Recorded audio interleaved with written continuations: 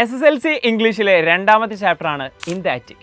ഈ ഒരു ചാപ്റ്ററിൽ നിന്ന് എന്തൊക്കെ ക്വസ്റ്റ്യൻ ആണ് ഈ വരുന്ന ഓണം എക്സാമിന് വരാൻ സാധ്യതയുള്ളത്, അതുമാത്രമല്ല ഈ വരുന്ന ഓണം എക്സാമിന് ഈ ചാപ്റ്റർ എങ്ങനെ പഠിക്കണം എന്നുള്ളതാണ് ഈ ഒരു വീഡിയോ പറയാൻ പോകുന്നത്. സോ ഈ വീഡിയോയുടെ അവസാനം വരെ കണ്ടിരിക്കാം. മാത്രമല്ല ഇതുപോലെ ധാരാളം വീഡിയോസിന് വേണ്ടിയിട്ട്, കോണ്ടന്റ്സിന് വേണ്ടിയിട്ട് ജസ്റ്റ് സബ്സ്ക്രൈബ് ചെയ്തിടുക.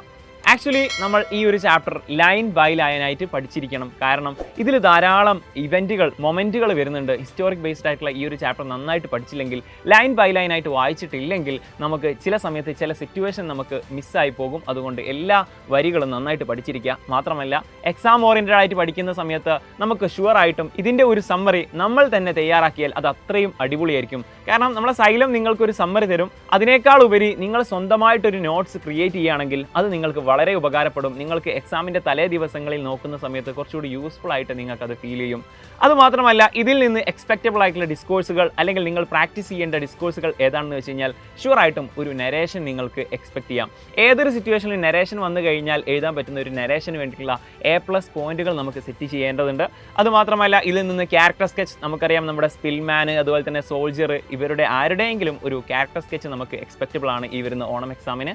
മാത്രമല്ല ഈ ഒരു സ്പിൽമാൻ്റെ ഫ്രണ്ടിനോ അല്ലെങ്കിൽ അവിടെ നിന്ന് രക്ഷപ്പെട്ടതിന് ശേഷം ഈ ഒരു സോൾജറിനോ അയക്കുന്ന ഒരു ലെറ്ററും നിങ്ങൾക്ക് പ്രതീക്ഷിക്കാം. കൂടാതെ ഇതിൽ നിന്ന് നമുക്കൊരു കോൺവെർസേഷൻ, പല സിറ്റുവേഷൻ ഉണ്ട്, ഇവർ തമ്മിലുള്ള ഒരു കോൺവെർസേഷൻ ഉണ്ട്. മാത്രമല്ല ഇതിനുശേഷം ഒരു ലേഡിയെ അവർ മീറ്റ് ചെയ്യുന്നുണ്ട്. ആ ഒരു സിറ്റുവേഷനിലുള്ള കോൺവെർസേഷൻ തുടങ്ങിയിട്ട് പല രീതിയിലുള്ള കോൺവെർസേഷനും, ചിലപ്പോൾ സ്പീച്ച് വരെ.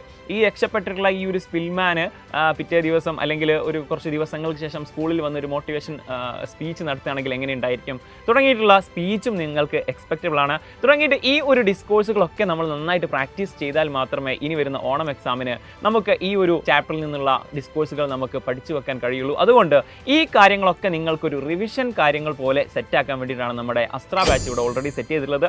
നിങ്ങൾക്ക് ഈ പറഞ്ഞ ഡിസ്കോഴ്സുകളൊക്കെ അടിപൊളിയായിട്ട് നമ്മൾ ജസ്റ്റ് ചെയ്ത് നോക്കുകയും ചെയ്യും. അതുമാത്രമല്ല എക്സ്ട്രാ കുറേ ക്വസ്റ്റ്യൻസ് നിങ്ങൾക്ക് തരികയും ചെയ്യും. അത് വെച്ച് നിങ്ങൾക്ക് നന്നായിട്ട് പ്രാക്ടീസ് ചെയ്യാം. അങ്ങനെ തുടങ്ങിയിട്ട് റിവിഷൻ ക്ലാസ്സുകളും അതുപോലെ തന്നെ ഡെയിലി ലൈവ് ക്ലാസ്സുകളും റെക്കോർഡ് ക്ലാസ്സുകളുമായിട്ടാണ് നമ്മുടെ ഇത്തവണത്തെ അസ്ത്ര ബാച്ച് നിങ്ങളുടെ മുന്നിലേക്ക് വരുന്നത്.